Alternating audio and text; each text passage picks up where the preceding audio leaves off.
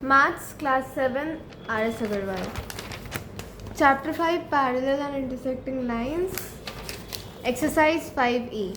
सबसे पहले मेरे को एक चीज़ कंफर्म करना है कि मेरे साथ आप लोग मत बनाओ. मैं कट करती क्योंकि कभी कभी कुछ आंसर्स रॉन्ग हो जाते हैं, इसलिए तो फिर आप पूरा वीडियो देख लो, उसके बाद बना लेना. पहले एक्सरसाइज Exercise 5E.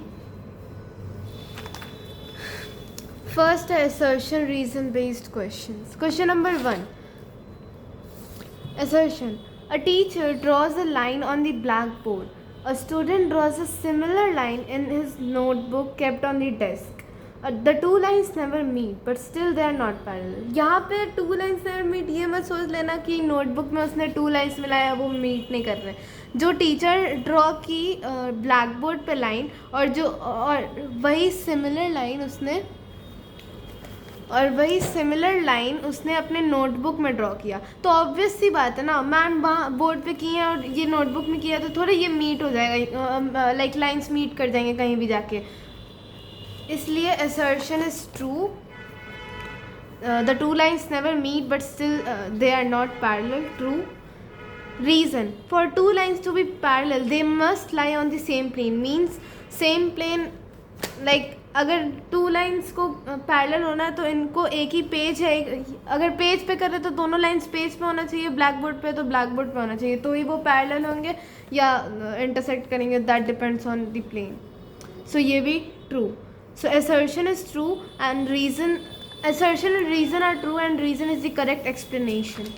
ये है A. इसका first का A. Next, in the adjoining figure, we can name at the most 4 pairs of parallel lines. So first parallel line हो गया AB, CD. पहले मेरे को फिगर बनाने दो. फिगर ड्रॉ हो गया. अब in the adjoining figure we can name at the most 4 pairs of parallel line. इसको हम लोग को पहले देखना है ये ट्रू है कि नहीं. ये मैंने स्केल से नहीं बनाया इसलिए एग्जैक्ट नहीं है. तो फर्स्ट पैरेलल लाइन ये A B and C D. A B parallel to C D first pair. Second pair C D parallel to E F. C D parallel to E F. Third pair A B. अब A B parallel to C D है and C D parallel to E F है, तो obviously A B parallel to E F. A B parallel to E F. Then एक B C parallel to D E. D E. अब तो कोई parallel lines का pair बन नहीं रहा, तो या assertion is true. Then reason angle A B C is equal to angle C D. Angle A B C is equal to angle C D. अगर हम लोग इसको लाइक इस सेम एंगल को इसको ये same angle A B C and इसको और ये सी डी, ये एग्जैक्ट सेम एंगल है. इसको अगर इन दोनों पे कोलैप्स करें तो ये लाइक एग्जैक्ट मेजरमेंट सेम होगा, तो ये दोनों कॉरस्पॉन्डिंग एंगल्स है, तो या रीज़न भी ट्रू है. लेकिन reason is not the correct explanation, क्योंकि ये इसको लाइक इसका रीज़न थोड़ी दे रहा है. In the adjoining figure we can name at the most 4 pairs of parallel line because angle B A B C is equal to angle C D doesn't make sense. इसका ये बस इतना बताया कि A B C is corresponding to C D, that wise they are equal. इसलिए reason is not the correct explanation. So यहाँ लिखेंगे both assertion and reason are true but reason is not the correct explanation, मतलब option B. Next, in the adjoining figure angle 1 is equal to angle 5 and angle 5 is equal to angle 3. angle 1 is equal to angle 5 बोल रहे हैं और angle 5 is equal to angle 3. ये wrong है क्योंकि L and M parallel नहीं है. ये यहाँ पे जब ये प्रोड्यूस होंगे तो ये दोनों एक पॉइंट पे जाके मीट करेंगे, तो ऑब्वियसली ये पैरेलल नहीं है. तो इन दोनों का एंगल 1 और 5 का मेजरमेंट इक्वल नहीं हो सकता और 5 3 का इक्वल नहीं हो सकता, तो assertion is false. Then Angle 1 and 5 are corresponding angles, 3 and 5 are alternate interior angles formed by a transversal T with lines L and M. यहाँ पे angle 1 and 5 are corresponding angles. Corresponding angle के place पे तो है, हाँ, तो corresponding angle से, बस मेजरमेंट सेम नहीं है क्योंकि line L and M parallel नहीं है इसीलिए. और 3 और 5 भी ऑल्टरनेट इंटीरियर एंगल्स के प्लेस पे, तो या ये भी ट्रू है.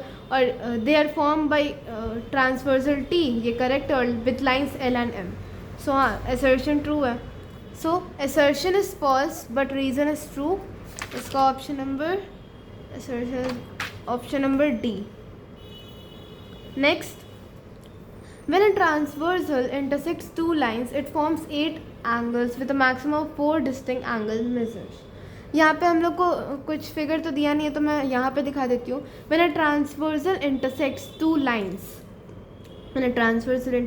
lines it forms 8 angles, 1 2 3 4 5 6 7 8 with a maximum of 4 distinct angles, 1 2 3 4, and then there are 4 pairs of opposite angles in each pair.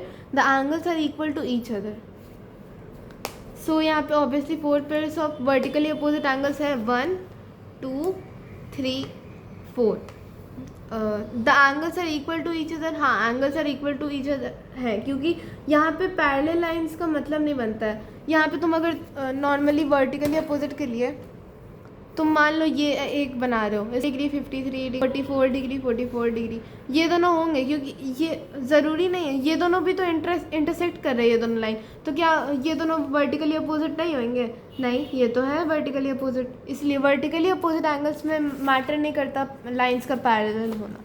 तो both are true.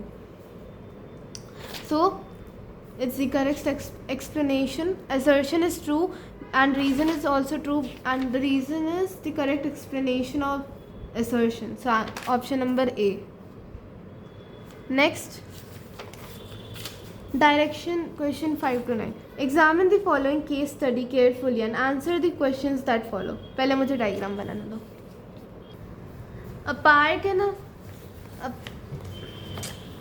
A park in a locality is of the shape A, B, C, D as shown in the adjoining figure. A, B, C, D. The opposite sides of the park are parallel, means opposite sides of the park A, B, C, A, D, B, C and A, B, D. A, D, B, C, A, B, D, C. A narrow path is to be constructed inside it joining the corners. A and C and a walkway are shown by the shaded area is to be paved all around it on the side inside. Paved मतलब like stones वाले जो footpath होता है ना चलने के लिए, वो वॉकवे, ये शेडेड पार्ट में काम करना है इस चीज़ का. Angle DAC is equal to 70 degree and angle ADC is equal to 60 degree. What is the measure of angle CAB? पहले यहाँ पे DAC का मेज़रमेंट ले लेंगे. क्या था? Angle 70 degree. इसका angle 70 degree. Then angle ADC is equal to 60 degree. What is the measurement of angle CAB? इस पार्ट का as we know, angle AB is parallel to angle DC, so angle AD is a transversal, तो angle A और D को interior angles हो गए. सो इन दोनों को add करने के बाद हम लोग को 180 डिग्री आना चाहिए. तो 70 degree plus 60 degree minus 180 degree minus 70 plus 60 degree कर लेंगे तो एंगल CAB का आंसर आ जाएगा. तो 70 plus 60 130, 180 minus 130 is equal to 50 degree. So angle CAB is equal to 50 degree. Next यहाँ पे मार्क कर लेंगे. Then what is the measure of angle ACB?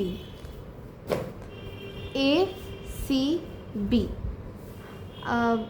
As we know कि एज वी नो कि triangle measurement is one. Sorry, वो triangle भूल जाओ. AD और BC, जैसे हम लोग को बोला था ABCD पैरेलल लाइन से सब, तो AB parallel to DC and AD AC transversal है तो 70 ये angle A and angle C are alternate interior angles, मतलब angle DAC and angle ACB, angle DAC is equal to angle ACB, क्योंकि alternative interior angles. So angle ACB का भी measurement 70 degree होगा, 70 degree. इसका भी आंसर निकल गया। Next, what is the measure of angle ABC?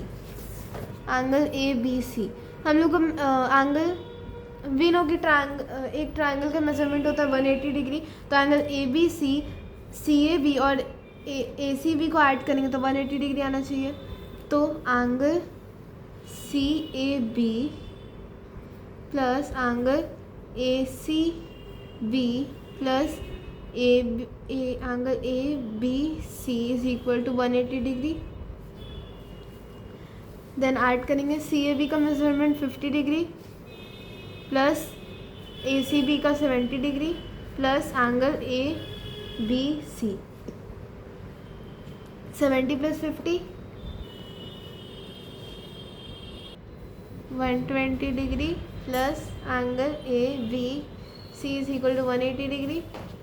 So angle ABC is equal to 180 degree minus 120 degree is equal to 60 degree.